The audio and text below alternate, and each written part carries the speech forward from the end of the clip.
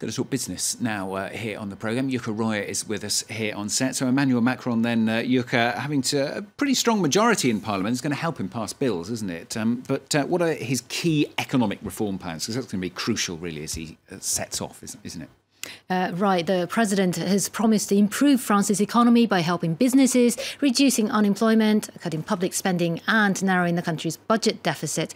To help the private sector, the president has promised to reduce corporate tax from the current 33% to 25%.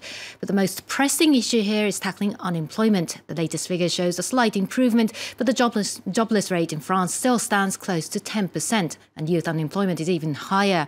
The president has promised to overhaul France's rigid labour laws to make hiring and firing easier and ultimately bring the jobless rate down. Negotiations with labour unions have already started. Shirley Sitman reports. 3 months, that's the time frame the French government gave itself to pass its labour reform. The goal, making France's job market more flexible to bring down unemployment, making hiring and firing easier for companies, capping severance packages in case of unfair dismissal, giving companies more power to negotiate in-house deals instead of relying on sector-wide deals. Employers would also be able to call referendums to pass workplace agreements, even when all unions disagree, something that cannot happen today. Previous governments have failed to push similar plans. France's new majority has therefore no time to lose. To go fast, it will use a series of executive decrees, which the government plans to negotiate with workers' unions and approve by the end of the month. To launch that decree process, the government needs a green light from Parliament early in the summer. The government hopes MPs will pass the final version of the bill by September. The reform is built on the one the previous government struggled to pass in 2016 due to mass protests. Labor unions have already warned they're ready to demonstrate and strike again if the bill goes beyond their red lines. But the government seems confident enough to announce other reforms, reviewing unemployment insurance, training and pensions in months to come.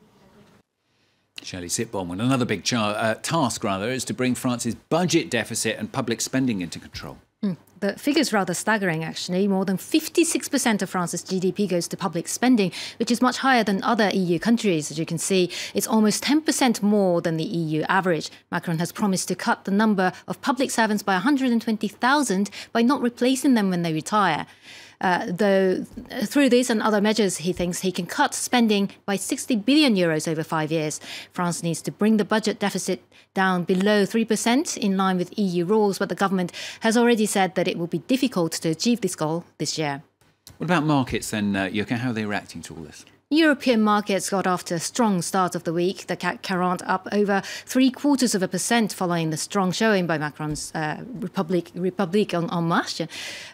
Reactions are more muted, though, than after the presidential election. French shares briefly hit a 9-year high after Macron's victory last month. London's FTSE up. FTSE 100 up more than 0.75% as well. The London car attack didn't affect that too much, and Germany's DAX also opening higher. Asian markets traded higher this Monday too, with Japan's Nikkei back up over the 20,000 mark. As new data showed, the country saw a surprise trade deficit in May despite the best exports growth more than 2 years.